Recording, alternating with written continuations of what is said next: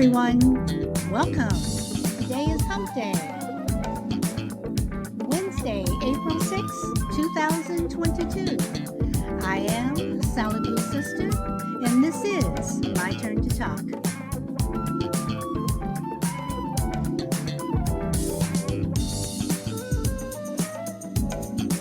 Welcome, Frankie. Once again, you are number one. Welcome, Heineke. You are number two. And Power Girl, you're number three.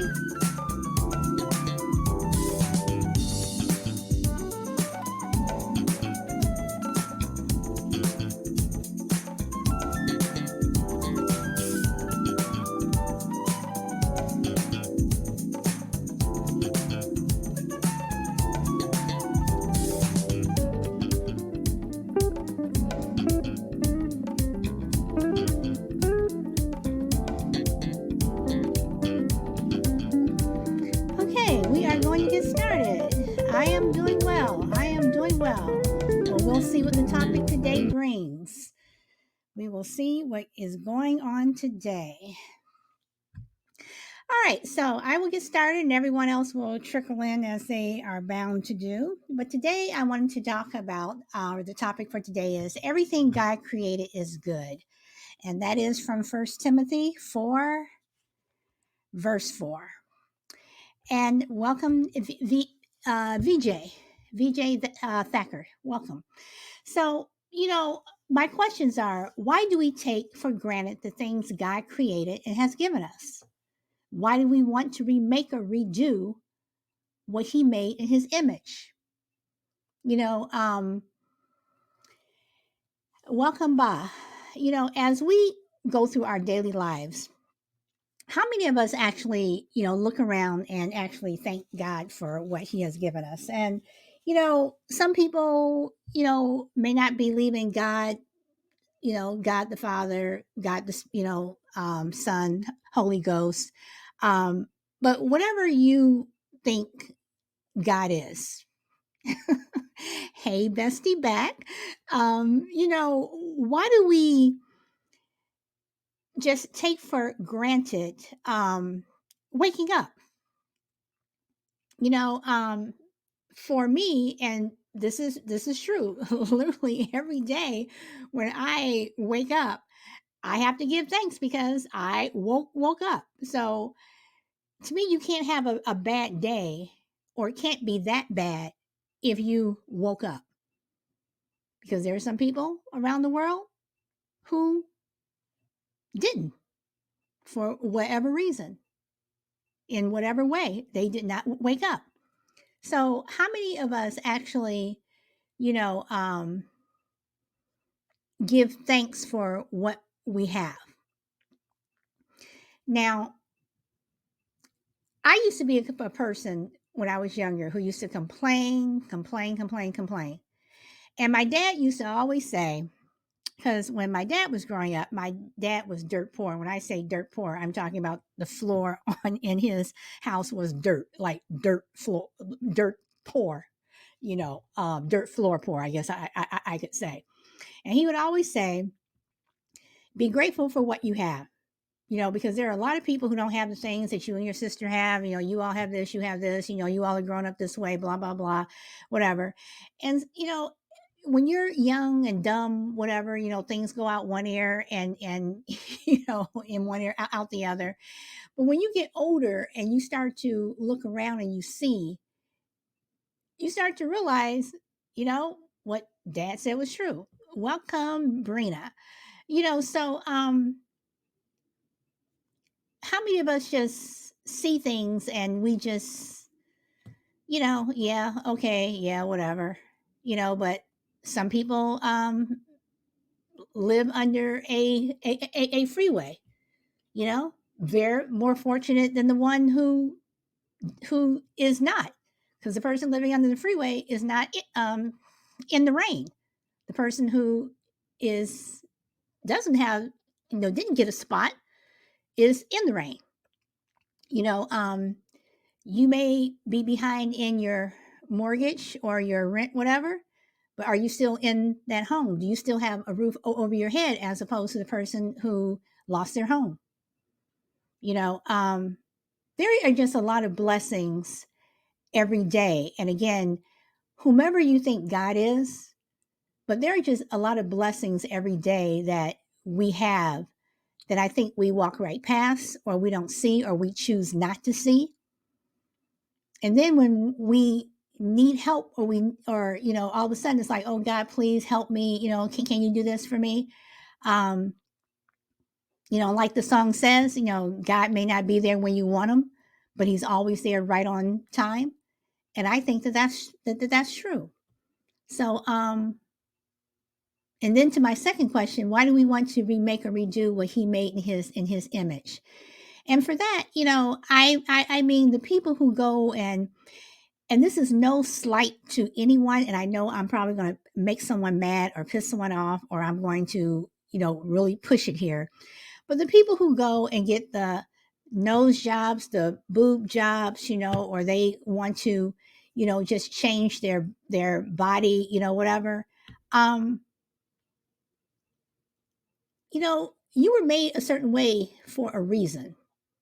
I think we can enhance, but should we really change it? So those are my questions, and that's my little blurb. I'm going to read some of the comments. I'm going to put some invites out if you guys want to come on. If not, no problem. You can just listen. Let's see here. That was fast, wasn't it? You froze. It was too fast up here. I'm faster than light. Okay, so Hein King says that I do every morning and night before bed. I'm assuming you mean thank God, or see.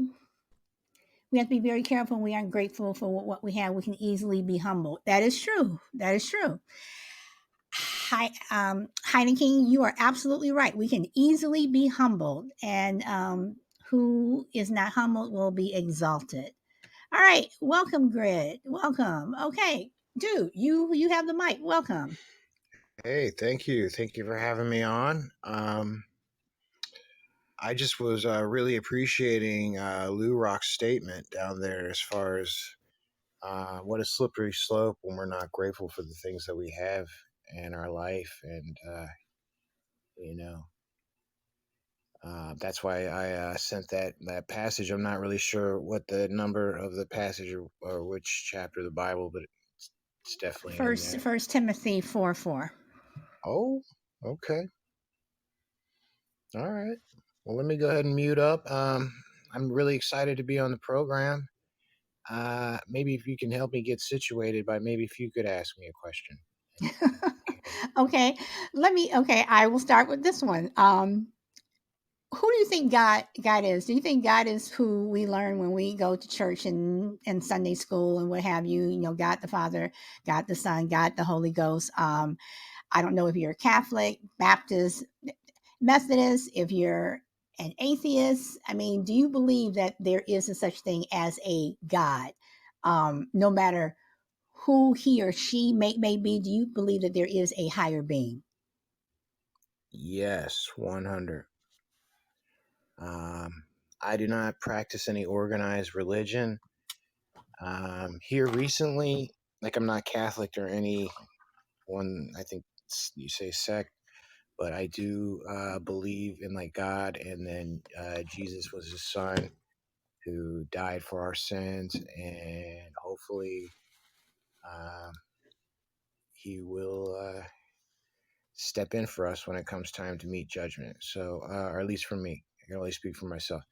So, and also in addition to that, I did try to attend like one church, and it just seemed to be kind of like the way that some other aspects of our society, where it seemed to be like there was it seemed to be basically just like a bunch of Masonic people fronting as if they were like whatever, like Presbyterian or something. And then I kind of looked at the other signs of the churches, and a lot of it seemed like the organized church, like the larger the worse. They would have like symbolism in the signs, like it would have like a red sash. Like there's like if you know what to look for, you know that it's like basically hiding out in the open, that they are not what they're really about, and it's a front. And I don't know about you guys, but in our area, we have these churches like they're larger than the Death Star from Star Wars, but yet there's an abundance of homeless, and the world at large is still falling down around us. So, with that being said, yeah, I don't really mess with it. I try to hold that difference, but on Sunday, when I do find the momentum to do it, I do my own thing. I like to read a passage and hopefully go out and actively do some stuff in the community. I would like to just start to do that on a day to day basis and live that life. But yeah, I don't know. Maybe try some more churches here in a little bit. So I don't know if that answers your question at all. But yeah, that is my belief system, and I will hold to it. And I think the more that we get away from that moral compass as a society, that I think the proof is right there that really bad things happen real quick. Especially like in life, like Lou Rock said it best, Heineken.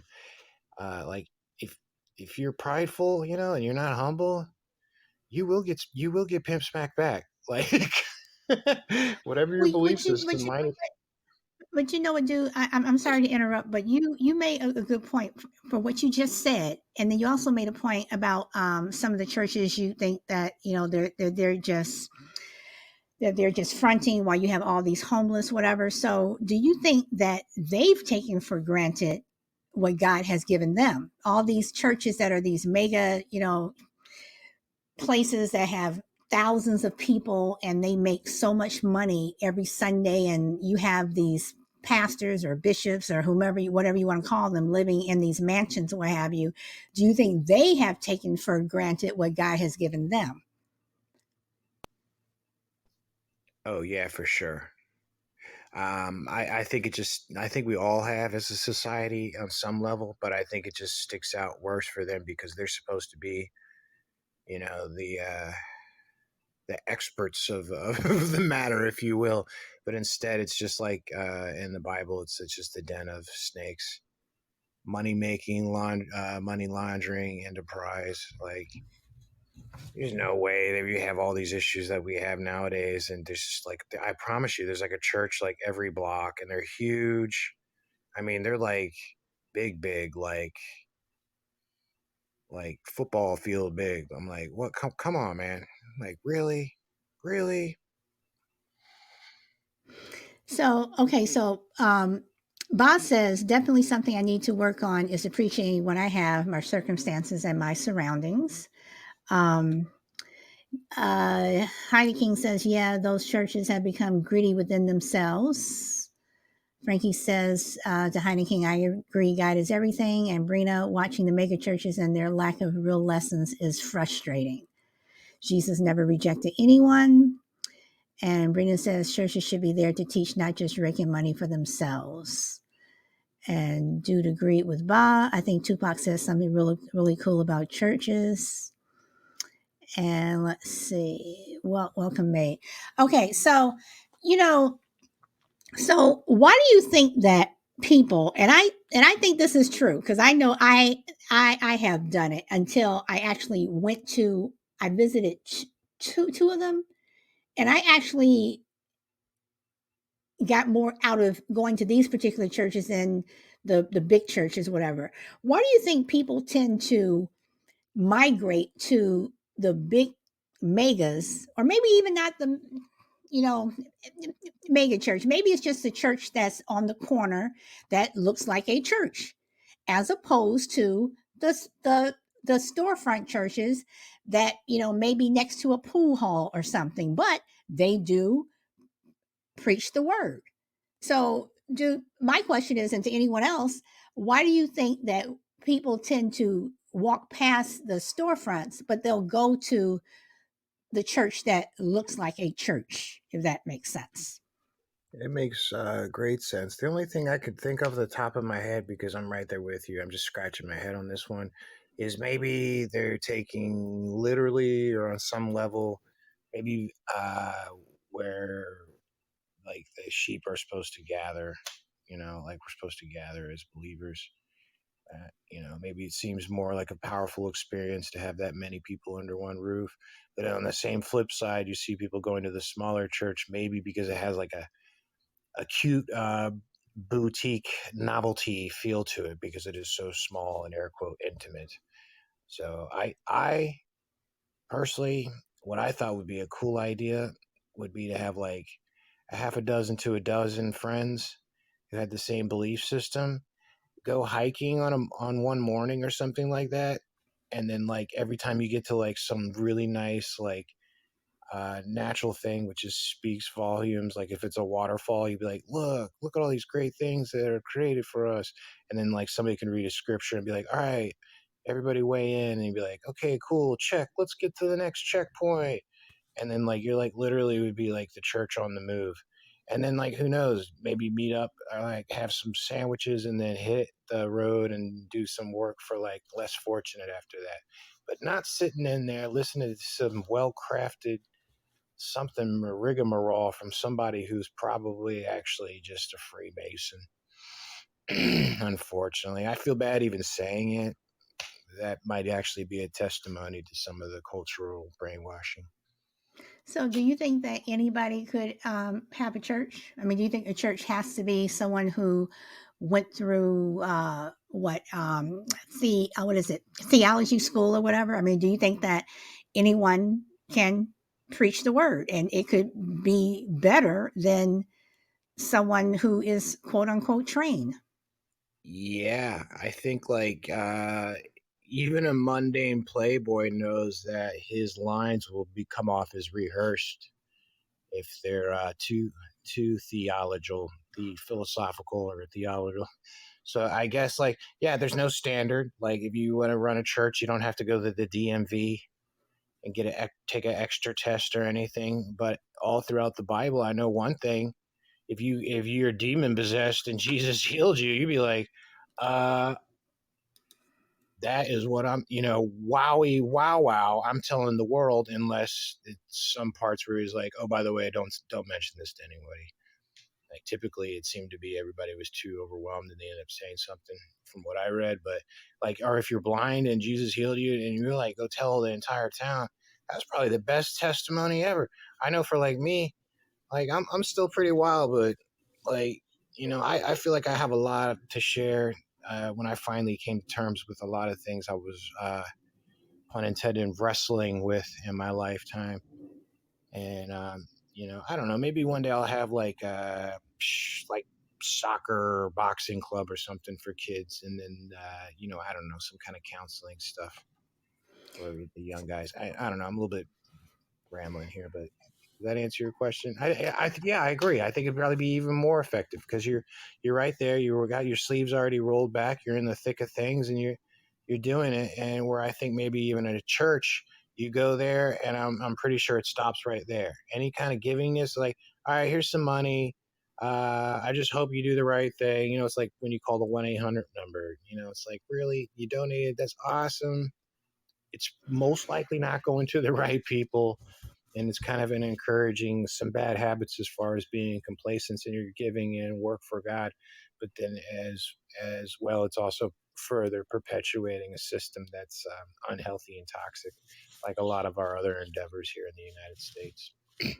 Well, um, well, in the Bible, it does, say that we are supposed to, tithe. So, I have a question for someone in the. I don't want to say who they are. My question, if they answer the question, you all know who this person is. But do you think that um, being an agnostic means that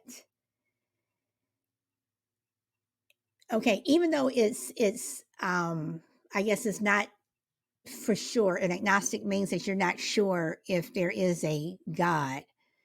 But how do you know there isn't? I mean,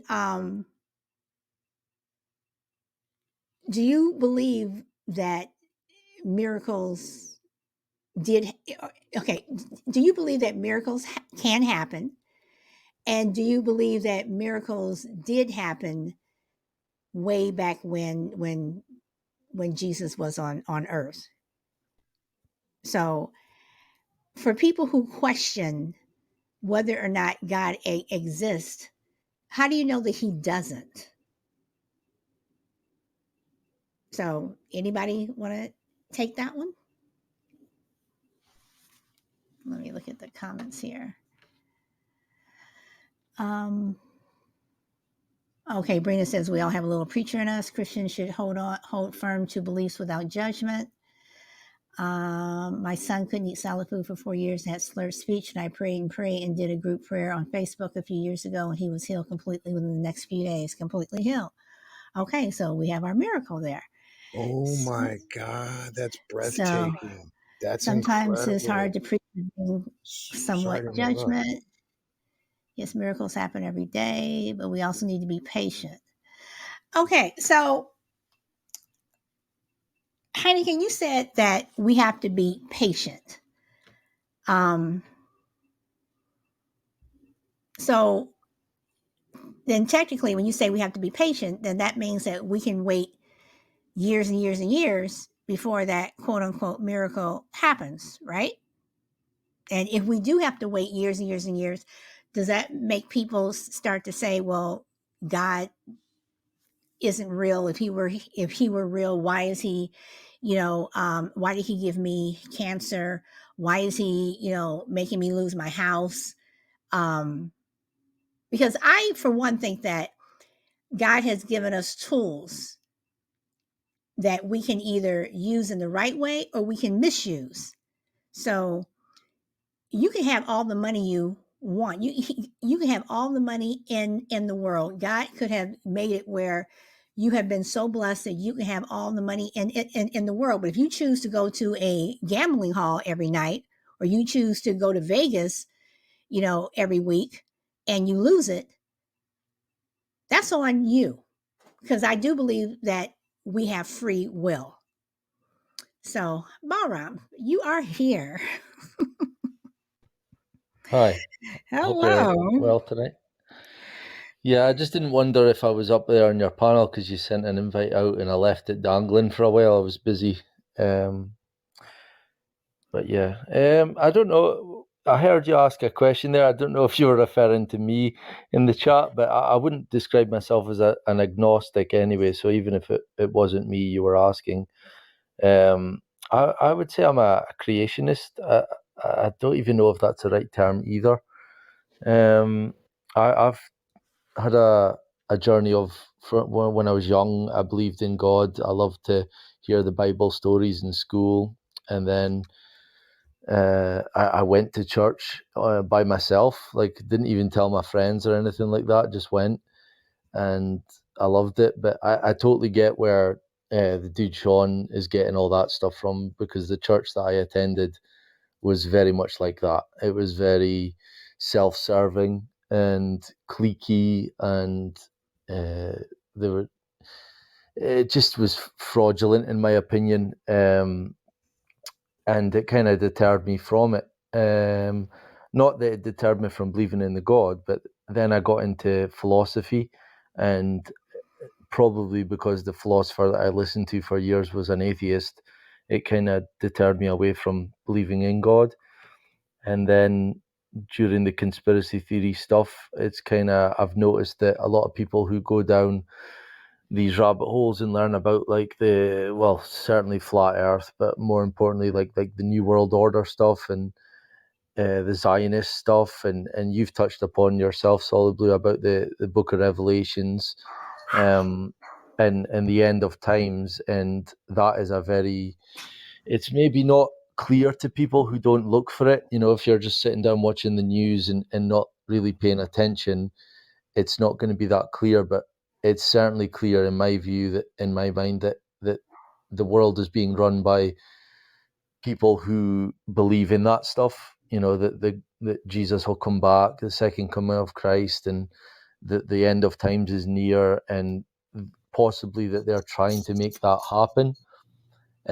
So that, along with people who I look up to, who have been into conspiracy theories for 10, 15, 20, 30 years, they all end up being believers of the Bible and in God. And I'm not there yet. I'm still, I 100% believe we were created, but I don't believe in the Bible as such. And not all of it. I think some of it is truth, but some of it has been corrupted by man. And don't ask me when and why and where and who, but I think it's quite clear, if I was to get into it, that men has taken the book, the Bible, and rewritten it and translated it, and it's not, to me, it's a book of slavery. It's like, if you're a Christian, you're going to behave, and that's what they want. They want you to, well, thou shalt not kill, thou shalt not cheat on your wife, thou shalt not, it's all behave yourself, and it's served them well to this point. But I think we're going to see a lot of religions being mingled. Like, you're already seeing Christianity and Islam being mixed. So there's Chrislam, I think it's called. There's like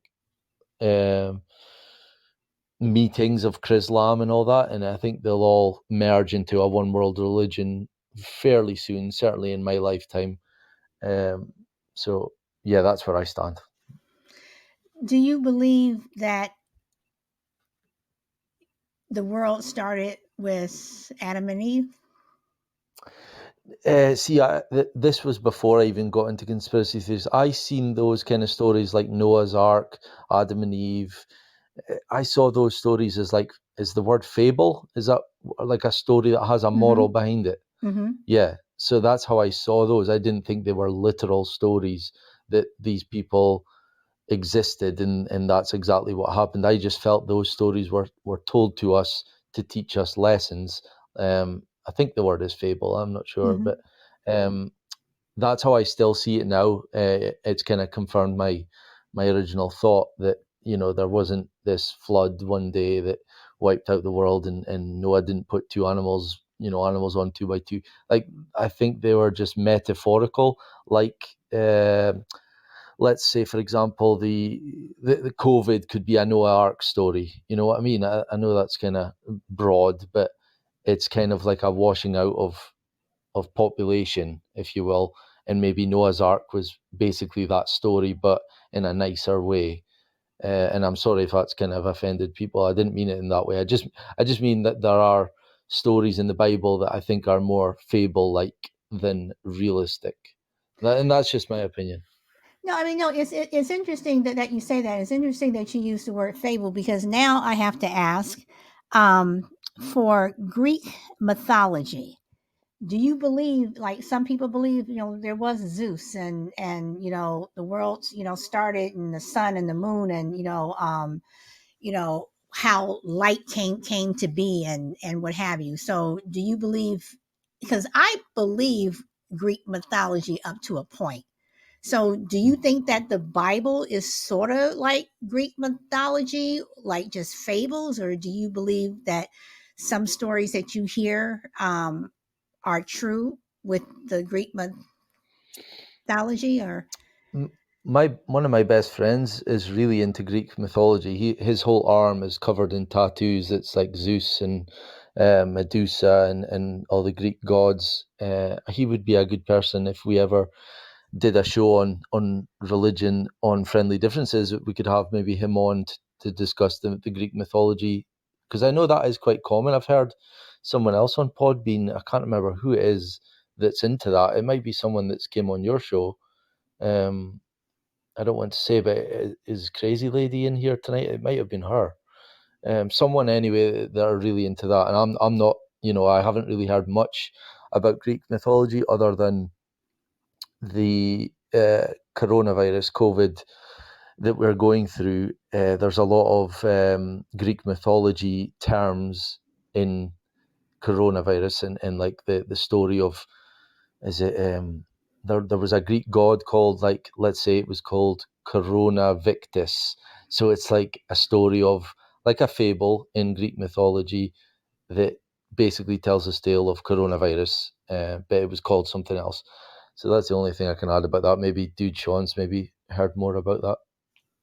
Okay. Do you want to comment on what Ba and I were just talking about? Yeah, for sure.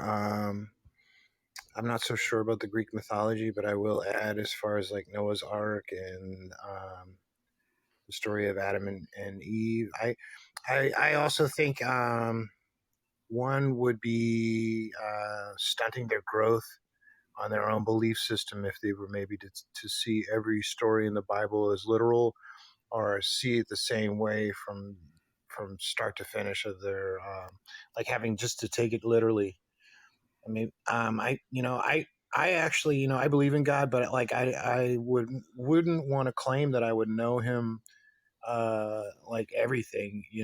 I'd be wanting to keep an open mind about the material, as well as I don't know what you guys feel about the Mandela effect. I'm just going to say a quick side note that maybe I have seen where it's what the lion and the lamb thing, but that's a whole nother episode.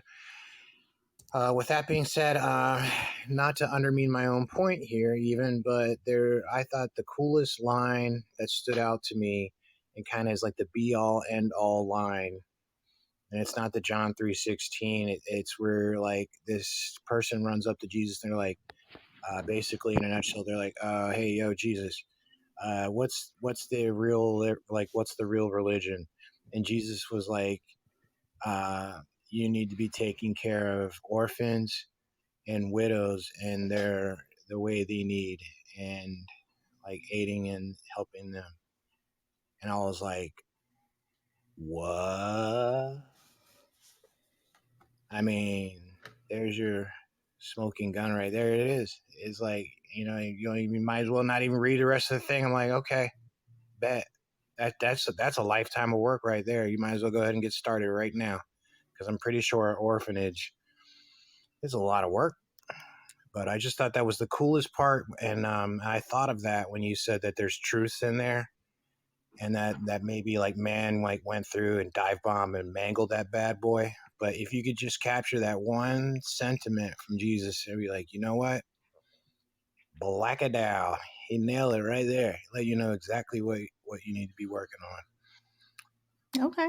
Copy. Okay.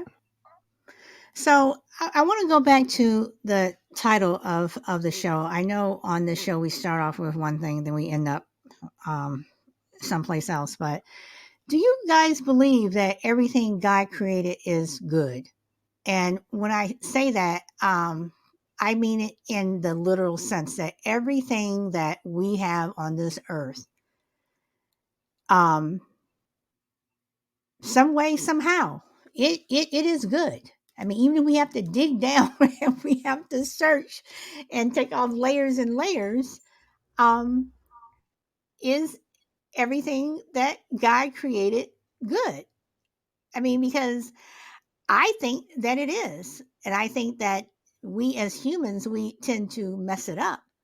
But I think that it starts off good. So, Jill, welcome. Welcome, welcome. I will start with you.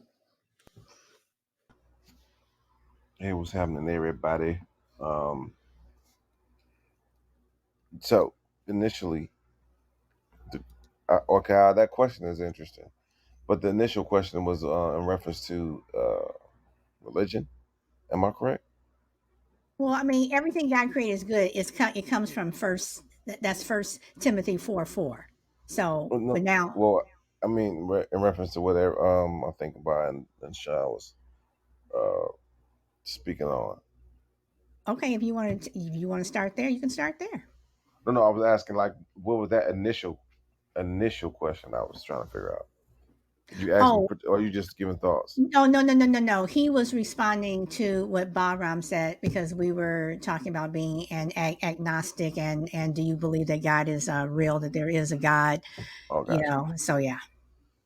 If you showed up on time, then maybe you know the question. Here we go. She on my back already. You know, I got to work. I got my daily duties now. Come on. I I'm gonna get you back though. Don't worry. But look, this is how it goes for me. I don't know if good is the word we should be using, but necessity. I I think it's a reality. You know what I'm saying? You gotta have a good. You gotta have bad technically, because I'm not gonna say, going through a lifetime of agony is a good thing. Maybe for somebody else to see and learn from, but and maybe even me myself. But that's still the I don't know, because I just feel like certain things I don't want to. I got ancestors, right? So I want to say slavery was a good thing. You know what I mean? It was taught us, but I don't know. I don't know if that's the right word, but overall, I get the essence of what you're trying to say. But did God create slavery? God did not create slavery. Man did. He created everything, and if he created man, he created slavery. He created all that. It's just all in his creation, and he knows this. But there's lessons to be learned, and but you don't want to think of your God as a cruel God or and that's why I think that personally as people we can't fathom. I think it's even for us to even think that we, especially how we're not adapted to like the earth and other things, like fathom what he thinks or how he feels, what's really going on with him in his brain. Like it's just for us to even think that we can just put it in a book. It's kind of arrogant in the in its own self. It's just I don't know, but I don't think it's a good or a bad thing with him. These are I don't know what the word is for it, but I don't necessarily know if it's good. But they're necessities, definitely. Life is a learning experience nonetheless, and whether it's good or bad, it's I don't know. I guess I always reference the yin and yang. That is a true statement, whether you believe in it or not. That's the best way to put it, because you got to have the good with the bad, whatever you want to call it. I don't know what that's called outside of that, the yin and yang, but I think that's the thing. And so, whatever, if you build it, you got tall, you got to have short, right? You got fast, you got to have slow. You got to have these things in order for us to survive. Um, and I would say necessity, and God would. I think that's what he would think. He's thinking. So Hey, so these are so necessities. so let me ask you this: do you believe that there is a God? Oh yeah, a creator. I just don't know if it's like we see him. I don't know if he's super empathetic to just humans and like you know what I'm saying. If it is, he's everything is in his creation, so he probably takes everything into consideration, not just us. And I think that's one thing that one of our biggest faults as humans. We think he put us here just because we can live in this world, just what I mean, when there's so much more. And we don't have we typically as humans do mess it up. We don't have respect for that, right? And we kind of, like I was talking to Michael the other day about how we think we're sort of just the smartest race and we're this and that. And although we're moving in technologically, we're advancing, but at the end of the day, we a lot of times we're ruining the world. The Earth itself is going to cease to exist. Maybe that's just a function. Maybe we're a bacteria on this whole universe just to, in a certain way. Maybe that's what it is. Who knows? That's our functionality, maybe. But I think he looks at it maybe as such, like in a different way, a different vantage point than we can ever consume as far as just being here on Earth. Maybe afterlife, yeah, but it's bigger than that. I think you can feel it though. I think you can feel good and bad though. I think you can feel it just like when you're going on the right path, when you're not on the wrong path. I think you can feel that thing. You think that being nice is a good thing overall in general. You know what I'm saying? Like you should be. You don't want war. Things like that. There's there innate abilities that we still have that we can recognize, but I just don't think we can fathom what's his plan and what does he have for us. And no matter how much we try, we just have to fill it out. And that's the problem. We're human, and sometimes we're wrong. We don't know if it that may be a devil in itself, the devil versus God itself. So who really knows? But I think me personally, I go off what I feel. I feel like the basics, like as a person, these are the basics, and this is what's generally respectful and what maybe not respectful. And whether you go by that all the time or not, we know it. We have a basis of it. So yeah. Okay. Mate, welcome. You have the mic. Oh, hello. Good day, everybody. Um, I would just say, nothing is good, nothing is bad, everything is neutral until humans or us individuals get a hold of it and twist it to whatever narrative we see fit or whatever thought that we have in our mind to label that whatever it is. Because, point in case, I would say for the swastika that Hitler used or Germans used, they went to India and saw that sign, they saw that symbol, and they took it, brought it back to Germany, and hence it's called a swastika. You get me? So nothing, as I said, nothing is good, nothing is bad until an individual chooses what he or she wants it to be about or what they determine it should be. Because everything is neutral. There's no good, there's no bad until free will, that one little thing gets involved, and everybody chooses to always defend it, that term free will, and you don't realize that's a very bad thing, because just because you have free will, you choose to do something and not look at the consequences of it, because as Chill was saying, basically, if you think about it, Chill is basically saying, slavery, if you want to even do that, was or should is a thing. It should have happened. I don't want to say he's directly saying that, but seeing that you have tall, you have short, you have kings, you have queens, then you have to have somebody who needs to attend to them. So it's just a concept of everything is neutral until free will or an individual chooses to uh the word you want to say, abuse their power or their whatever information they have and the other person don't have, so they use that as a tool for them to gain power or access to whatever. Sorry.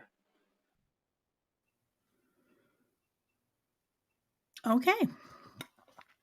So my next question is, because Jill, do believe you brought up the devil.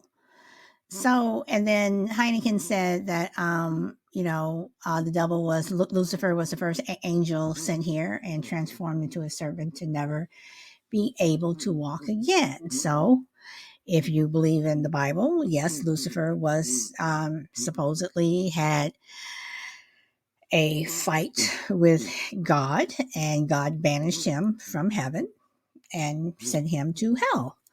So, do you guys believe that there is a such thing as the devil?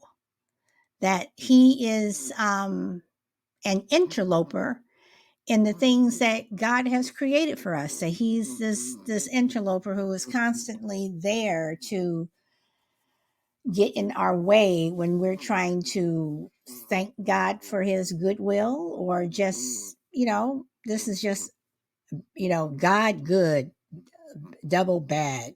So do you believe that, there is a such thing as the devil, and there is a such thing as hell? And actually, I want to go to Jude first on this one. So, Dude.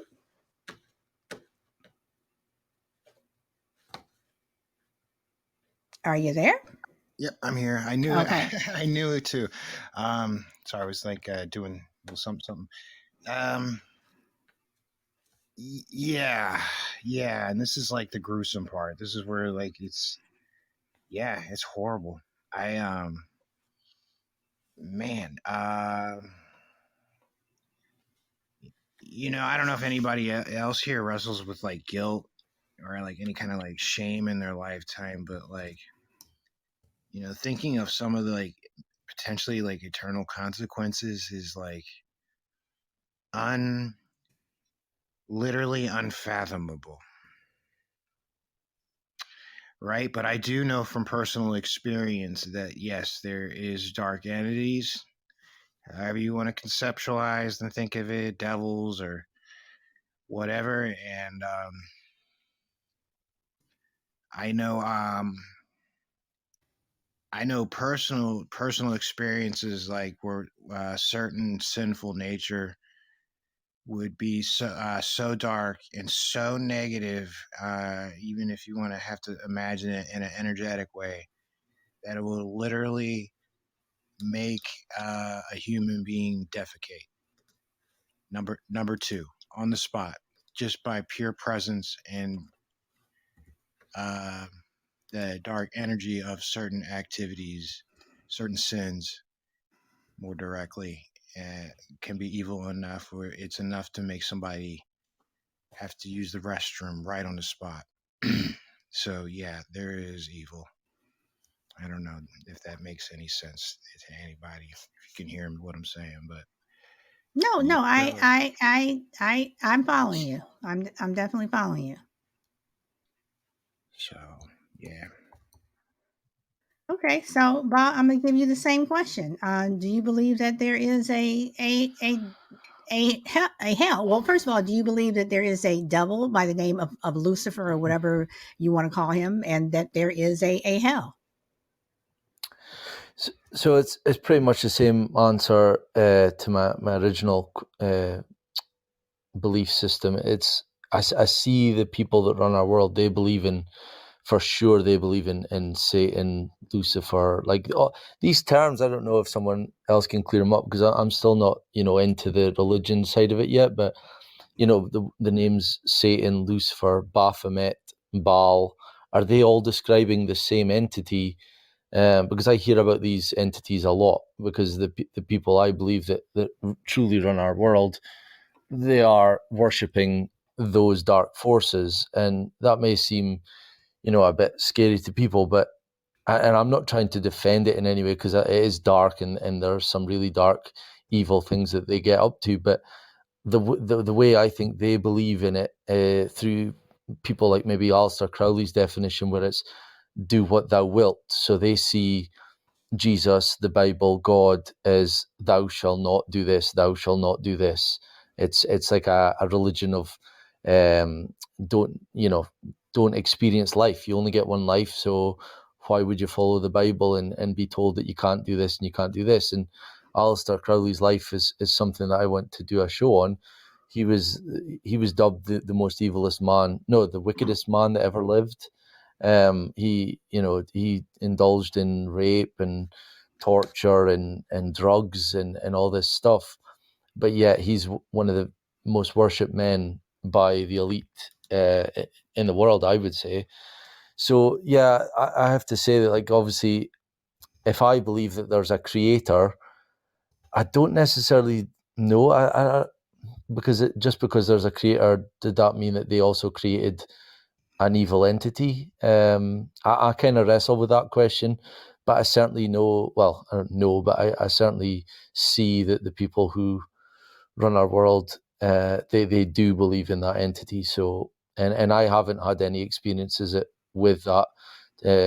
Thank God. I know people who have, get these nightmares and things that happen to them, and they feel that they have a presence in the room and all that kind of stuff. I've never experienced any of that, and I don't wish to, obviously. But what I would like to ask before I pass the mic is,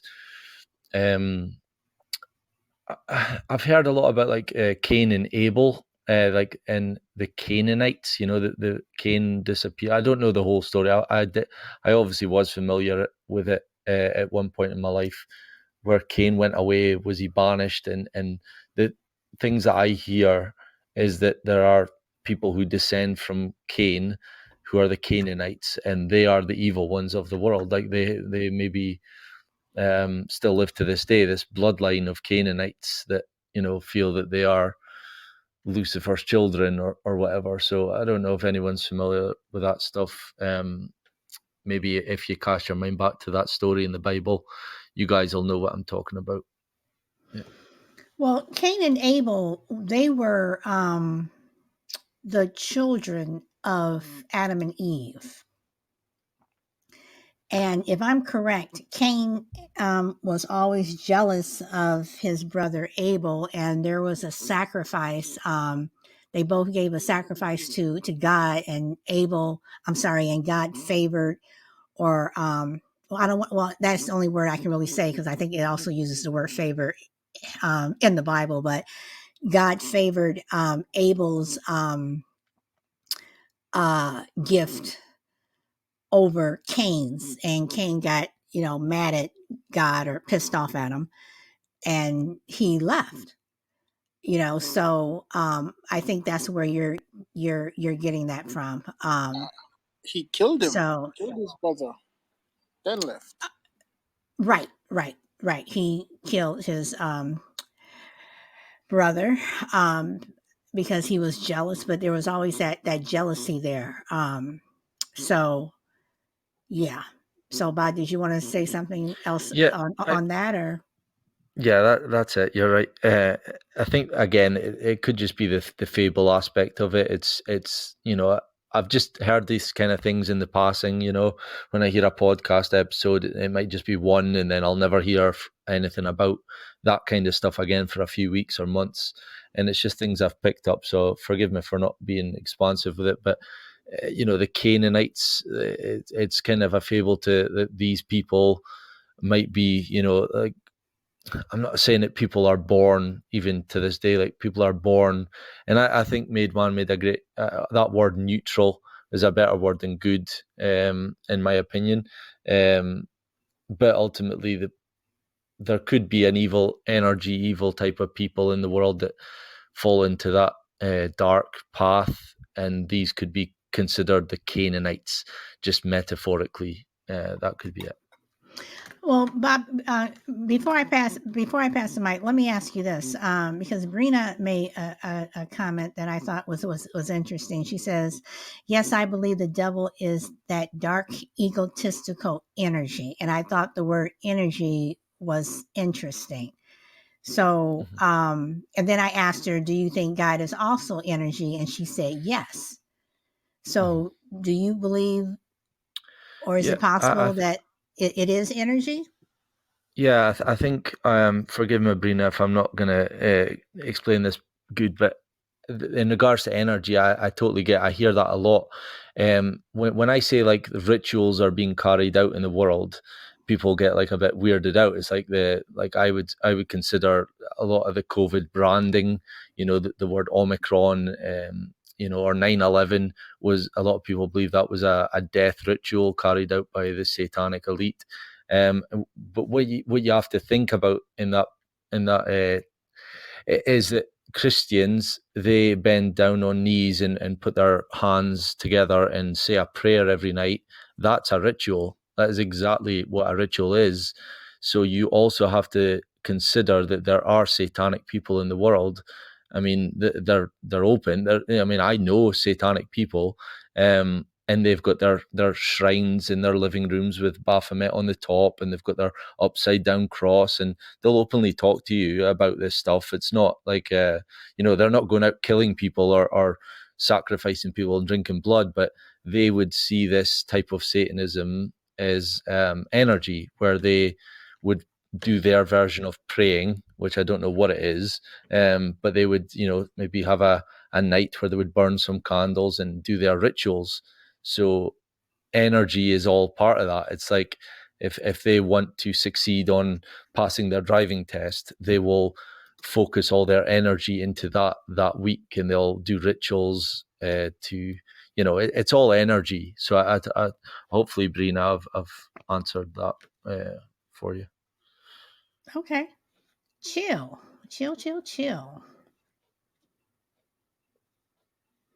Are you there? There. I'm here. So it's been a lot. So I guess my one thing I want to say is that when it comes to these things, I feel like obviously the victors go to spoils, and obviously we whoever the victor also writes history. And so I think when it comes to religion and stuff, we do have a kind of like Boss said, translation error issue from century to century. But there are certain basic principles that are just you know when they're good or bad. So or if you feel good or bad. So my biggest thing is that more so than not, people don't really research what they believe in anyway. Including me, I haven't delved into it as much as I should. I mean, I have delved into it enough as far as just, well, for me to know that, hey, this is not something that I even trust. Like some of the information I don't even trust. You know, and so you can only go off of what you believe or what you were taught, and a lot of times your ancestors know more than you, and that's where I go off of. I mean, it's a hybrid of maybe Christianity, what I believe in, but overall, I think that we I just think a lot of stuff would be over our head for the most part. It just is, and until we figure, and we might not ever until we pass away, we might not ever know. But even then, depending on what the situation, you might cycle over. You know what I mean? You got the horoscopes, you got the Christianities, you got all of that stuff. Who knows? It might be a variation of Christianity and Muslim books and whatever the case may be. I just hope that for the most part, I feel like if I treat people like I want to be treated, for the most part, that things will come to me and the energy you speak of, that's good, that's create good energy. And that goes far. That goes a long way. And that's the main thing that my objective is in life, to create good energy for the most part. I mean, I'm gonna get on. You're gonna do stuff. You're gonna get on people. People are gonna not like you, but for the most part, if you're a decent people and you try to do right by others, that's undeniable. That's something you can feel. So whatever that energy is, and it makes people smile, makes people feel good. That's what the core of life would be. You know what I'm saying? For me, would be. Well, Chill, one thing that I definitely do believe is that you will be getting yours. And moving right on. Um, okay. Mate Man says, all I'm saying, I've been open to watching and listening to others' opinions, and one day or night, I don't remember, I came across something interesting, a reverse concept that the devil is the good guy and God is the bad guy. I was like, and when they got into details, trust me, I didn't follow that. I'm sorry. That's the Heine movie King I was telling you to says, talk about. Remember the oh, movie I was telling you to talk about? Like that's a part of that concept that he was okay. talking about. Okay. And us. Heine King says, Jesus was crucified for us, was sent here to teach us. Has he been victorious? These times are showing us no, we are still living in a constant struggle every day of understanding. I might have to push back on that a little bit in terms of has he been victorious? And Brina says more mental when she talks about energy. All right. Okay. So, mate, you have the mic. You have the Hello. mic. Yeah, I came across that concept and I was like, interesting, because they make correlations to a lot of things, and you, you're gonna know what I'm gonna say. If you're a weak-minded person, trust me, you will believe most of everything that they said. That would convert you from a Christian or a God-fearing person to a devil-worshipping person, because correlations and like connecting the dots to certain things, because this was one of the things that they mentioned. They were like, say, the devil came to like Eve and whoever he approached back then, was like, God is hiding this from you, and why would you want to hide this from you when he created it? And he was talking about like knowledge, and he was talking about like music, because people didn't sing back in the days. Trust me, that was something that came after, because the devil was the author of music, Satan, that everybody dislikes. He's the author of music. He has the most beautiful voice. That's all in the Bible. Fine. Magic. He started to tell people about certain things that God had been withholding from them. And people being curious, and as I said, that thing called free will is going to let you to ponder and be like, why would he, withhold this from me? Why would God not say something about this? And once you get a taste of what the devil was telling you or showing you, that's where a lot of people got hooked. So people like Alistair Crowley, all the Satanists and the Baphomet worshippers and the Illuminati and whatever they want to be, those are the things that they have been exposed to, information that we don't have access to anymore, because at some point it was cut from, everybody would have known certain things, but they cut the line because they were like, not everybody should be privileged to having this information. And so, it started becoming an elite kind of thing. You get me? So that's where you have this elite organization and forbidden knowledge and people, blah, blah, blah. So there's a lot of things that can deter a person from God or good to the devil being bad, and him looking like the good guy for some reason. I don't know, So you can be conflicted, because I don't know if you ever watched this series called The Liberian before. I think most of you might have watched it, when they did an episode where they were talking about Judas, and Judas was the first vampire. And trust me, how they brought that correlation together. Like, at the time when he went to Judas became the first undead person. Sorry, when he went to hang himself, the rope broke, because God said, "I'm not gonna let you kill yourself," and he was forever walking through time as an, not really, I don't want to say a zombie, but like between worlds. So trust me, there's a lot of things, and as I said, I'm opening to listening to concepts and stuff like that. But I'm not a weak-minded person for it to overcome me or take control of me.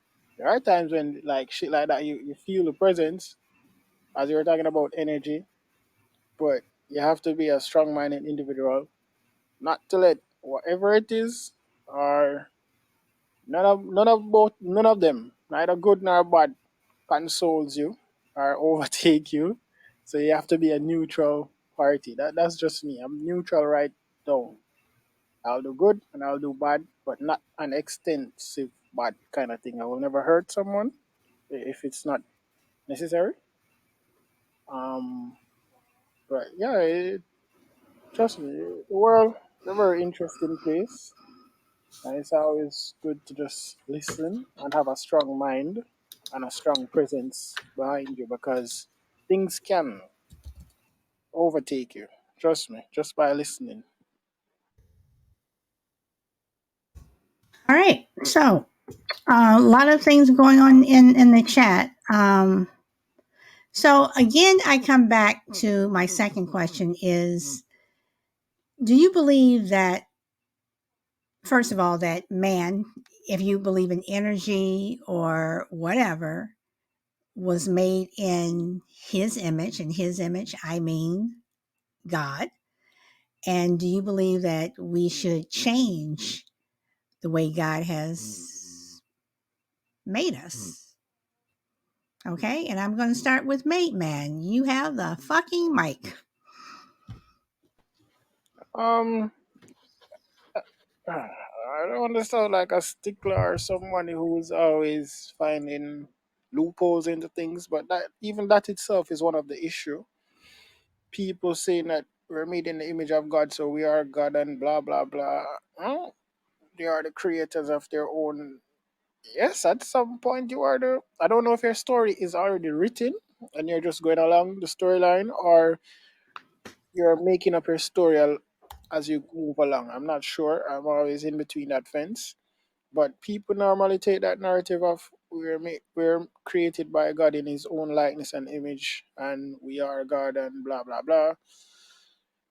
Um, I don't know. Energy, as we all know, there's good and bad. There's always that voice within you, and if we are a part of Him, then I don't know. There's a lot of things, because if you just observe how the world is going, you'll very much doubt it and say, how the hell is there's a God, and like people are starving, or people are having it worse than you, and you feeling that guilt and feeling overwhelmed that you're unable to do things. You're unable to help or assist, and there are like billionaire people not doing shit. Only thing they're doing is just contributing to the problem. Then that shows you a lot, that even when they said, when I don't want to say that God said it, but it's in the Bible that Satan has dominion over the earth. Even that, I'm not about this religion thing. I'll just shut the fuck up right here. Thank you. You answered too much. Oh my god. Oh my god. That made you have no idea. That All right, chill. You have the mic. Chill, you there? Yeah, I'm here. Oh my Yeah. So god. the question was, should we change like alterations to humankind? Is that okay? Was that what? I want to make sure I got the question, the essence of it Should right. should we change what God made in His image? So should we change the way our body looks? Should we, get a boob job? Should we get a nose job? Should we change our Yeah, sex? that's what I thought. Should we do any of that? Okay, because sometimes everybody getting their bag, and then I was making sure that was the point. But no, simply no. I don't think that's a thing. I think we can all have chemical imbalances, however you want to say. But if we're the way we are, it's for a reason. Um, I might think I supposed to fly, but I ain't no damn bird. You understand me? Um, I might think I'm supposed to do a whole lot of things, and I think that's what I think the respect of just nature in general. And like I know Brenda said, mentally, I'm talking when I say energy, I'm talking about everything. Like I do tend to think people think outside of themselves when they think of God, which is a wrong thing to do. Especially, I mean, I'm not saying he's everywhere. I'm just saying it's up, it's down. Like sometimes people think one dimensionally when you think. When I think, I typically try to think. I look at myself like I try to from the inside. It's hard to explain, but I might be coming from the inside, but I still think when I'm reflecting on myself, try to think outwardly to look at my own self, or you know what I'm saying, or just it's like they have the thing Stranger Things, and they got a place where it's called the Upside Down. You got here, but then you got a whole other world that's just totally different. Maybe perpendicular to things. I think that's the way we should think, and that's how energy works. And so when God works, He doesn't necessarily be working from above. He's working from within you. And so those energies and those sounds or the things that you kind of become innate, like when you sense, like because we closest to it when we're a baby, right? Because that's when your kind of subconscious takes over, and we do certain things as far as like eating and crying and just basic abilities. I think that's important. And so when you come to alter and stuff like that, that messes with that balance. You know what I'm saying? It just does. When you start taking even medications or whatever to do better. Now, not to say, you know what? life could have afforded you maybe the pollution or maybe whatever that made you imperfect. Like humans might have made you imperfect through the lineage of whatever we've done to our bodies, drugs, or you know what I'm saying. So to correct certain things are fine, but just the true nature of a person, Wait, hold on. But when you uh-uh. say to correct certain things, what do you mean by correct? So what I mean, like there's natural things, but then there's things that you may be born. Like if someone's on drugs, right? You may not necessarily be born from just a natural state. You like that's not. You wouldn't say that was a natural thing.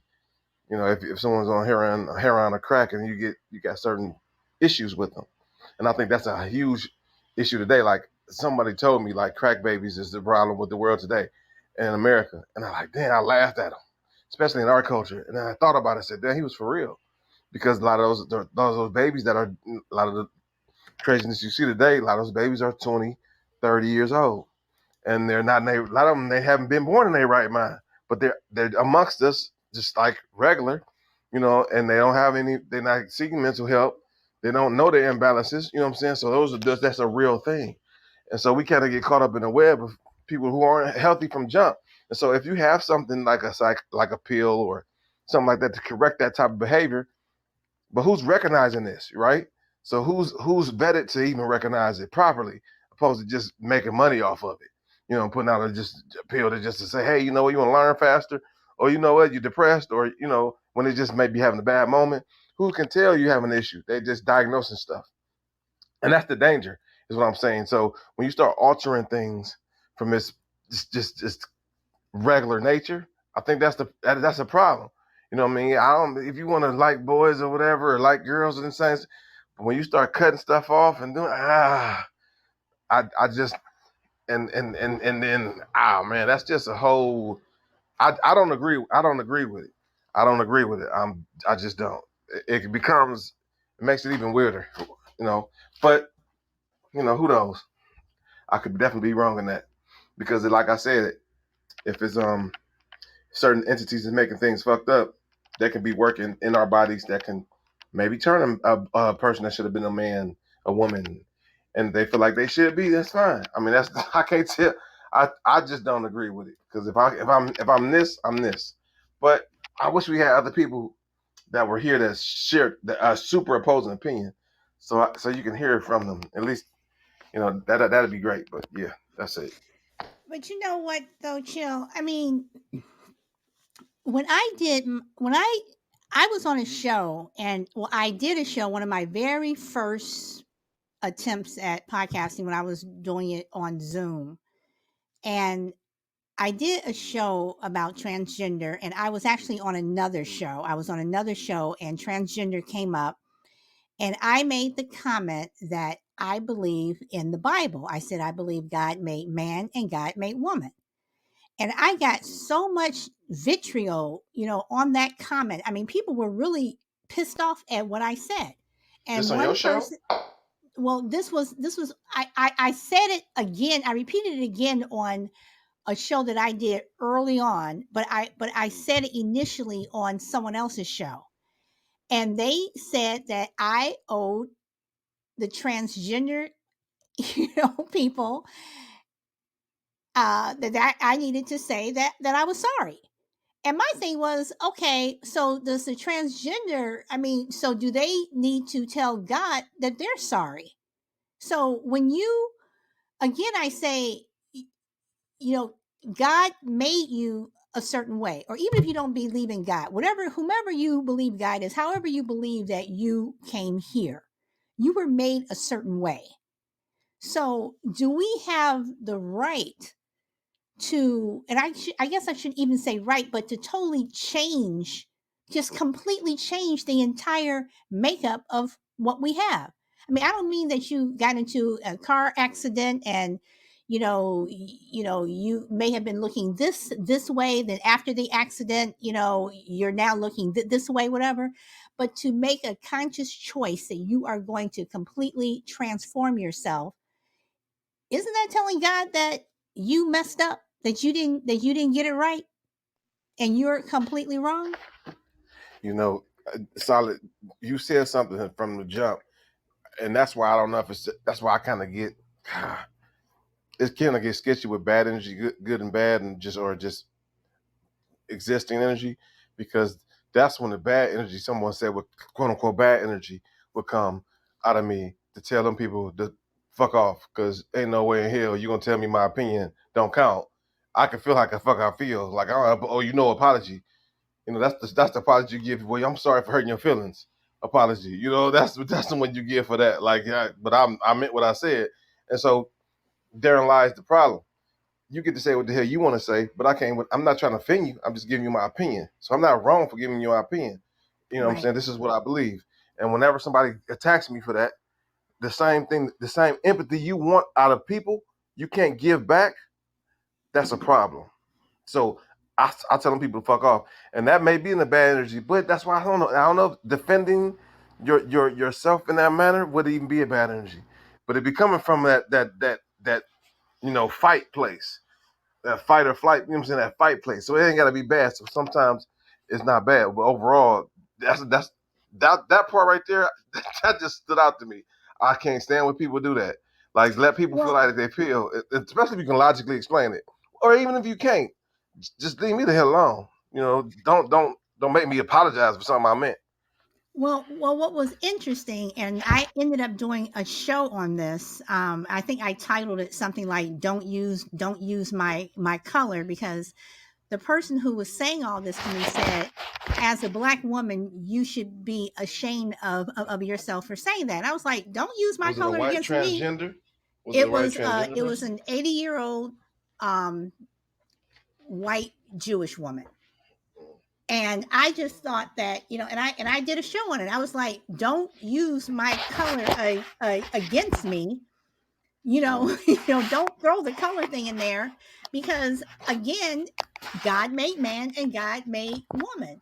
So you know what, they can do what they want to do, but they better be ready for this they better be ready for this the shit they about to get. Anybody can say anything. You just better be ready, because if especially if I'm knowledgeable on something, or I feel wholeheartedly about something, I can either, we can go at it. I can set your ass straight. But one thing you ain't gonna do is make me apologize for something I meant. Now, I don't want to hurt nobody's feelings on purpose, but I can give a damn about your feelings when it comes to me just being truthful about something, especially if my intent was just not to be mean. I mean, I don't never really, I'm never, my intent is never to be mean. And that's why I look at people like, I want to know your intent. You can say a whole lot of shit to me, but as long as your intent, I feel like it's not to be like, mean or just egregious, I can accept whatever that is. But if I feel like, and I'm pretty good at that, but if I feel like you're trying to be snide, or you're trying to really just be, use that vitriol, good luck, because it's coming at that point. I'm not apologizing for something I meant, and I'm sorry if I hurt somebody's feelings, and you might think different than me about me, but I'm gonna speak my truth. The hell with them. That's the point to where I don't. You can't really worry about what other people say about you or think about you in some rights. And that's the point to where I feel like you got to be stern. Like when we talk about bullies, that you got to be able to stand on your own 2 feet sometimes, because people ain't gonna like you, and that's just what you got to learn how to live with. And I agree. I'm going to go to Crucible. Hello, everyone. I'm certainly not a theologian by any stretch, but it seems to me, to go back to your question about, should we be altering ourselves physically or something, and, transforming something that God created. To my way of thinking, God created us. He knows we're imperfect. So one of our imperfections might be focusing too much on the physical. I don't think God takes a real enlightened view of that, and similar to when we spend too much time, when we get caught up in the physical and the material. God takes a very dim view of that. I think God cares more about what's inside of us. He cares more about the spiritual. He cares more about our soul. he cares more about our indefatigable spirit. I mean, he focuses on those things in our resilience and our way we treat other people. So the fact that we may want to have plastic surgery, I'm not talking about, fixing a cleft palate or something that is a physical impediment to living a good life. I'm just talking about a better nose, a better, less wrinkles on your forehead, whatever the physical is. It just seems to me, and if this sounds like a simplistic statement, it's probably because it is. I just think God overlooks those things in favor of the spiritual. So if we want to go and have plastic surgery, or we want to go and do, gastric bypass, or whatever the things people do to improve their looks, it's just kind of moving pieces around on the chessboard. It's so much ado about nothing. So I just don't think God gives a rip what we do with our bodies. I don't think he takes it personally. He created us, so he knows what he made, and he kind of expects us to pursue some of these silly things like plastic surgery. But our souls are the things that live on. Our physical bodies die. So whatever we do to them while we're on this earthly planet, I think is almost immaterial compared to what, how we treat people and what we do, in terms of kindness toward other people. So I think the physical is way, way overdone. I don't think God gives a rip. I have to disagree with that. I have to disagree, especially when you say, again, I'm going by the Bible, and I do believe in the Bible. When God says that he made us in his image, then you're basically saying that, sorry, God, but I'm going to change this, and I'm going to change this, and your image was not right, whatever, and I'm going to, whatever. I mean, I'm sorry, but I disagree. I understand what you're saying in terms of how we live our lives, if we're good people, and, and we're not going around, and we're not killing anyone or what have you. But yeah, So you're saying I'm you think God sorry. takes it personally? I think there is that possibility, but then yeah, But God yeah. is a But benevolent being. He he forgives is. us. Yes, he is. But you asked me a question, and I'm just pushing back. I mean, I think that he possibly could, So So yeah, do you think people who have plastic surgery are going to hell? no. But I believe that there is a day when we all come before God, whomever we may believe God is, where we have to answer certain things, and he may say, why did you do this? Why did you do that? And again, I'm not talking about you were in a car accident, so you had to change your nose, whatever. I think that there are questions that we're going to have to answer, and I think that may be one of them. So Okay. it's just it's just what I think. So Okay. let's see, Ba, we haven't heard from you in a while. So this is where I said I was listening to a philosopher for a couple of years, and he was an atheist, and I think one of the main pushbacks that, and you guys maybe will have heard this one, and I think it's fitting for the question, is how can an all-loving, all-knowing, all-powerful God judge people for, let's say, like, I'm covered in tattoos, so if I live a good life and don't sin as much, but I turn up at the gates and he says, look, you're covered in tattoos, I told you not to mark the body I gave you, I'm sorry, but you're not getting in. Or like, even just your answer there, Solid Blue, it's like, I'm laughing, but I'm not laughing. It's not a thing like that. It's just more like, this is all up to interpretation, what happens after death. And even the Bible's up for interpretation, because, True. there are a lot of passages in there that you could say, well, does he mean that? Or does he not? Or, is it okay that I go and get fake boobs or tattoos? Or, I think it's all up to interpretation. So, and then again, like, the whole, if he's all loving, then why would he care that you did any of these things? So this is the part where I struggle with religion, especially the Bible. So so on the day that we come before him, which is Judgment Day, if you believe that, do you believe that on Judgment Day that God will have questions for us, that He will ask us, why did we do this? Why did we do that? Do you believe that? Because I do believe that there are questions that He will ask, and we'll have to answer. So, do you believe that? See, I don't believe in the judgment day. I don't believe that we'll meet. So I'm maybe not the best person. Do you know what I actually think? I'll keep it short. I like to think that when we die, you know how you hear people saying there's a light and you go towards it. Well, I've heard there's this. I think it's the Tibetan Book of the Dead. I'd love to read that book one day. If anyone's familiar with that theory, where they believe that when you die and there's a light, that you go towards the light, you start the life process over again. So it's a bit like reincarnation, but it's not to say that you'll come back as a human. I don't think. I don't know if they think that you could come back as an animal or whatever. But if you choose to not go towards the light, it's there's like a entity waiting for you. It could be a god, could be, I think they describe it as like a caterpillar sitting on a leaf. I could be wrong on that again. It was a long time since I heard this one. And basically you've completed you're done with the cycle of life and you're ready to go to heaven. So I like that theory. I hope that's the one. But it's just, like I say, it's all up to interpretation. Can I ask, Sally, can I ask Bob a question? Sure. Bob, if you don't believe in Judgment Day, do you believe in heaven? I have to believe in there's something after life. I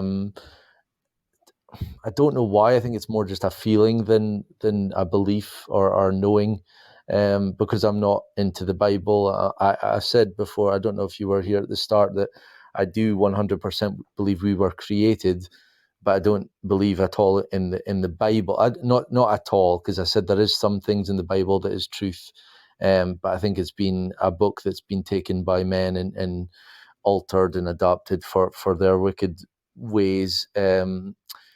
So some of this stuff, it might sound as if I'm a bit flimsy with my belief system, but it's just because I'm stood back from this all and I'm observing. Like something I was also going to add earlier is, if you guys ever listened or heard about astrotheology, where all religions are basically one story but just adapted. So if you look into the Book of Islam, the Quran, it's pretty much the same. Like, that's why I hate hearing how Muslims and Christians are fighting, because it's pretty much the same story, other than we have Jesus and they have Muhammad, and they've got, it, because it's the story of the stars and the sun. Astrotheology teaches that it's not the Son of God, S-O-N, it's S-U-N. And like the 12 disciples, we have the 12 zodiac stars, and there's tons of it. So it's basically that whoever began, whenever the world started, they've taken the story of the solar system and put it into a book, which could be the Bible. And then from that, they have created the Talmud, the Torah, the Quran. So that, to me, if I was going to choose a belief system to look into, I would go for astrotheology first.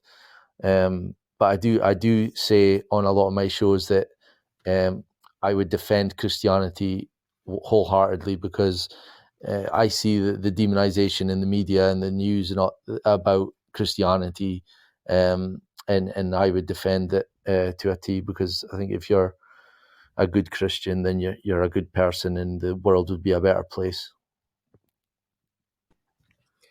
Okay, yeah, the reason I asked is because if you do believe in an afterlife, whatever you want to call that, God is going to make a decision about where you're going to go. I'm being simplistic here, but so if you don't call it Judgment Day, God is going to judge in some way. That's how He decides who goes where in the afterlife. So if there is no Judgment Day, what's the determining process? I wonder, I like this theory as well, that our energy, like Brina was talking a lot about energy earlier, and I think that is key. Like when we die, our souls or our energy becomes part of the world again, and that energy can go to a good place. If you've got good energy, it'll go to heaven, and if it's bad energy, I don't know. So that's what I'm saying. These kind of thoughts I don't really sit and think about until I'm actually having a chat with someone, and it's kind of hard. But it's just things I've gathered over the 5 or 6 years of listening to other beliefs out there, other worldly belief systems, and I feel like a lot of them are singing from the same hymn sheet, just with different adaptations. And again, it's quite subjective. So I don't have a developed belief system that I could stick to just now. So I'm sorry for that, but yeah. No, what counts is you're thinking about it. And I don't know where I come down on what you just said, but it's an interesting theory. And I give you props for thinking about it, Bob. Cheers. Cheers. Okay. Dude, we haven't heard from you. Are you there?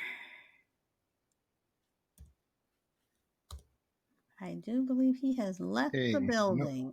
Oh, he's here. Okay. Hello, dude. Yeah. All right. So anything you wanna say, and because As there's a far as lot that has been said. yeah, there's been a lot of ground covered. I really I was blown away the way that Chillwell was able to just capture perfectly the whole having to be apologetic to transgender community for your beliefs system when it's the whole while like they're not really looking to give that same amount of compassion and understanding back. I was like, you know what? I knew that, but I had just not had been aware to think of it that way. So that was kind of a huge gem for me in this program tonight. Man, I was also floored when Bahram Yu said that he would defend Christianity wholeheartedly based on everything that, like the attacks that are going on in the media and the world at large on Christians. Like that's almost proof to itself. You know, why would they be attacking if it wasn't some truth? And then on top of it, the way that you just said that being a good Christian would mean that you're going to be a good person and the world would be a better place. So, like, wow, right on. So, those two things just stood out to me. Yeah, so just a great program, and thanks for having me on. As far as changing the body, and, I think uh, we need to take care of ourselves in every way, and I think it's just like Chilwell was also saying, like unless it's to correct something, like let's say if you were born with like abnormality, so to speak, and it was just kind of like basically taking shape of your whole world from childhood on up. Like who would not want the kid to just simply get like maybe a palate repair on their mouth or something so they could not have to go through every day of being like tormented by other, you know what I'm saying? So that wouldn't be their core existence, is facing the world that way. Like, I'd be think it'd be selfish to not have that, or if somebody needed medicine to live. But like when you're talking about like butt implants and breast implants, it's like, first of all, how much free time? That's way too much free time and not enough hugs growing up. That's what that is. And that, I feel like if that is your endeavor, is to be sexy, well, I mean, congratulations. You made it. Like, really? So I think, we all, need to step our game up probably one way or another, but know, I don't know what I'm saying. You're right. There was a lot of ground covered, so. But thanks at large for having me on the program, and yeah, man, it's You are great to watch. This program was like top 3 easily from the get go, and now is like blooming past that. So I'm curious where this thing is going to go.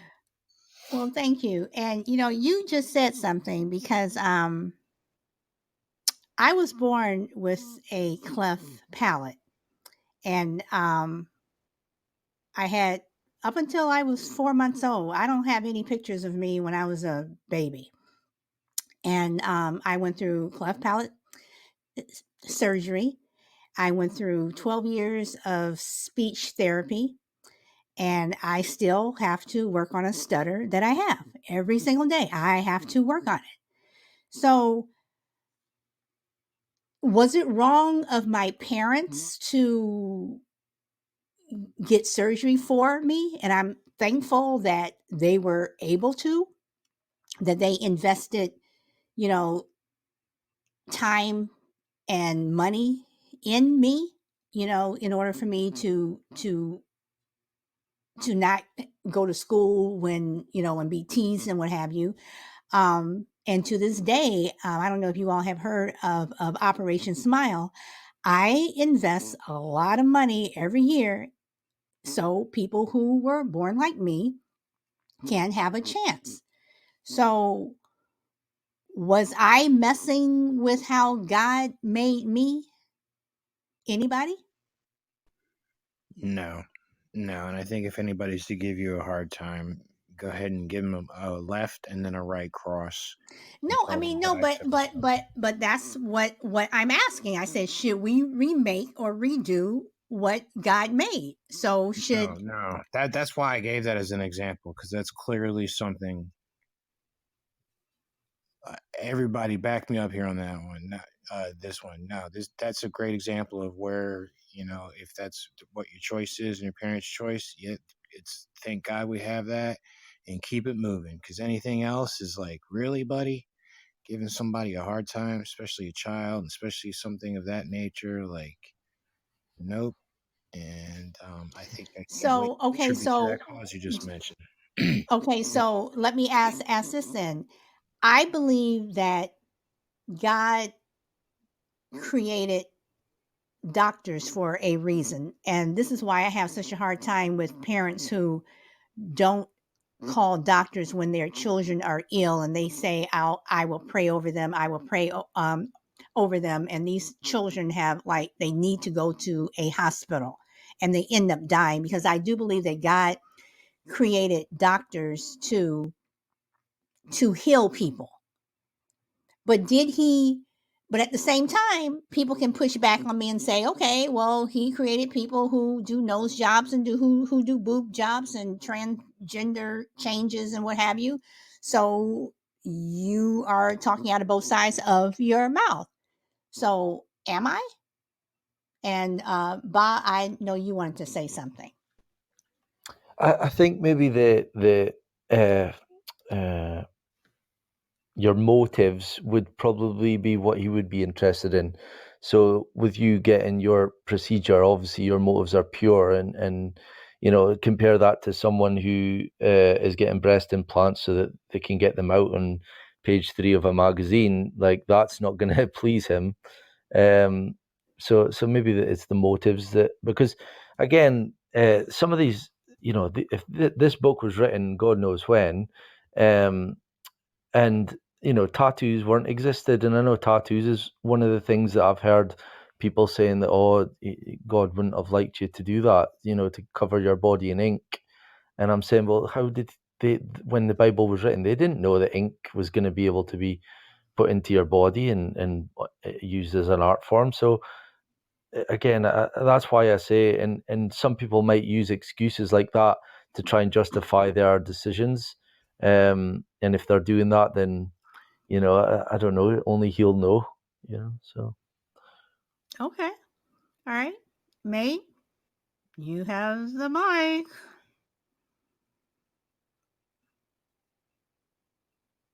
Going once, going twice. You will not get it back because I'm moving on. Mate? All right, chill. Are you talking about me? I moved on to chill now. So you have anything you want to say, or when I call on you, what are you all doing? Come on, come on. So you have something you want to say? What was the last statement that you made? A remark? Do you have something to say? I'll just leave it at that. Do you have anything to say of what everyone has said? No, it was just an interesting topic. I like to converse on certain topics. Might not have a lot of knowledge on it, or it might just seems very weird or awkward to me, but it's always good to be here, of course, and talking with everybody, hearing their opinions and their points. So, it's a day I always look forward to.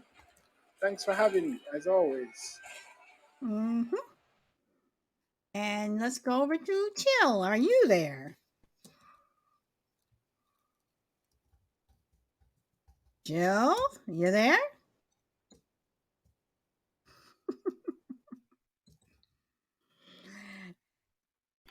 His mic unmuted, but I think he probably is on the phone. Yeah, he is. Oh, he's coming back in. Hold on.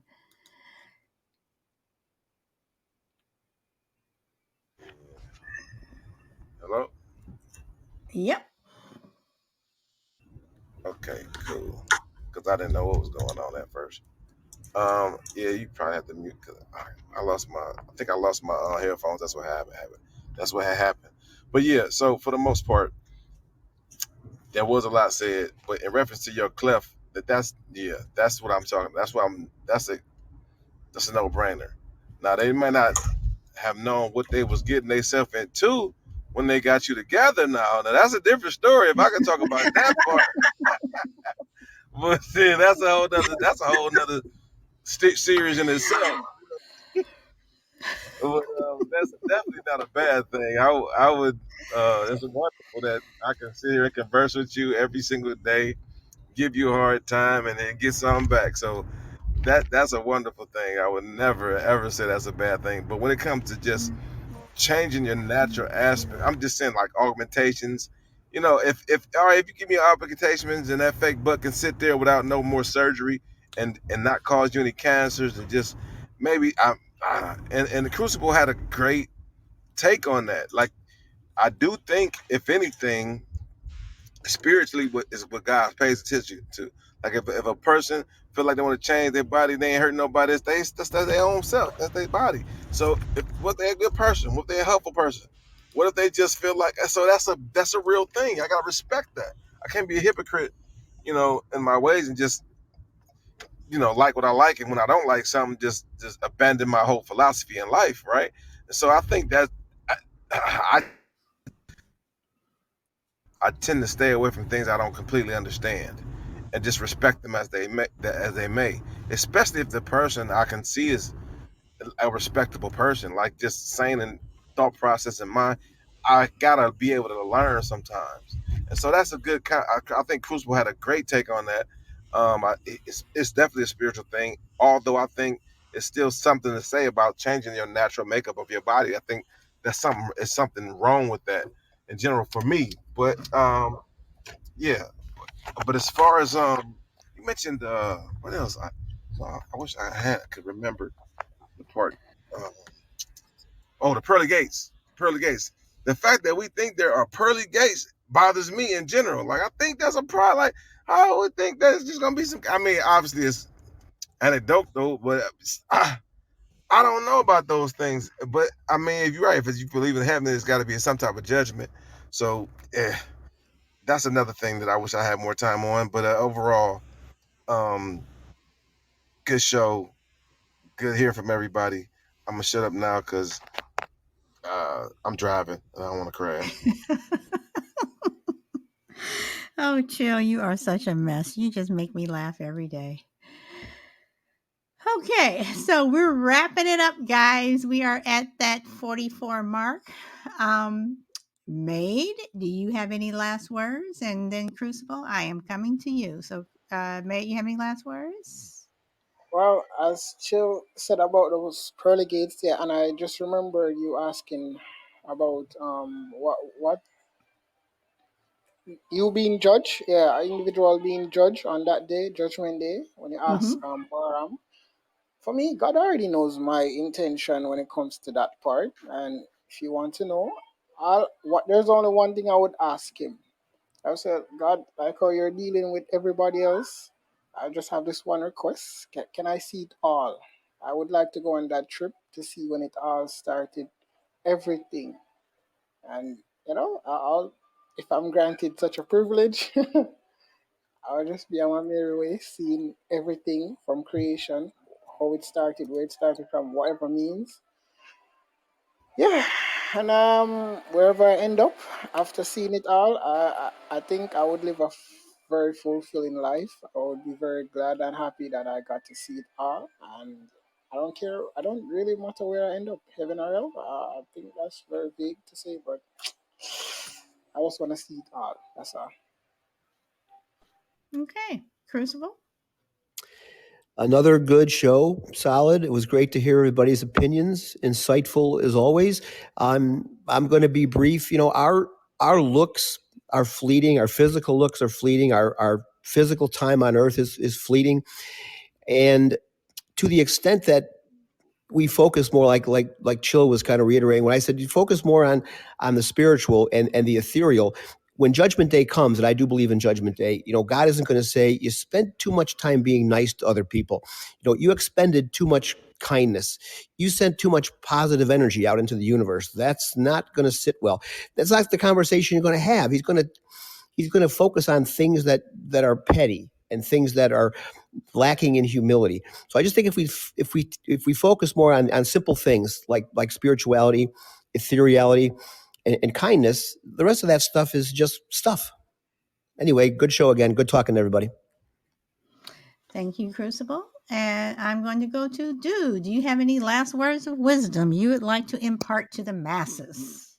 I would like to thank you for having me on this evening. I was floored. This show was incredible. Crucible and well said. I don't see God kind of going over and being like, you know what, Bahram, I would have liked it if you kept this Celtic cross not colored in. This in bad taste, something. I don't see those petty conversations happening, and I think if we put each other first, you know, that the other stuff. I like the way you worded that. The other stuff is it's just stuff. So I hope I could do this again. Well, you can do it Sometime tomorrow. for sure. Oh man, I can't wait. Thanks for having me on. It's Thank good to talk with everybody. Yeah. Thank you, dude. Thank you for coming. All right. And Baram, do you have any words of wisdom to impart? Not from Because me. I have something that I want to tell Maid after you finish talking. So Oh no. Thanks again. It's a great show. I really do enjoy talking about religion and people's beliefs. For me, because I haven't, it's not like I've spent any time on it. It's kind of one of those things where, as I'm talking, I'm kind of getting those thoughts into my head, which is like most subjects, really. Uh, but tonight's been fun, and I look forward to tomorrow's show. okay. Well, speaking of tomorrow's show, I am going to have a show tomorrow, but so is Baram. And Balram and I were chatting about friendly differences and about our show that's coming up. And with his show, he is looking forward to having May come on his show and talk about the conspiracy theories that he has. So May Ba is having his show tomorrow. So if you want to make your way over there, make your way over to Balram's show. So Ba, you want to come back and tell Yeah. everyone when your show is coming on? Yeah, that's what I'm saying. Since since you've came on the show, I noticed some of the things you say. I definitely agree with. I think we're on the same path. We just have different maybe ways of communicating it.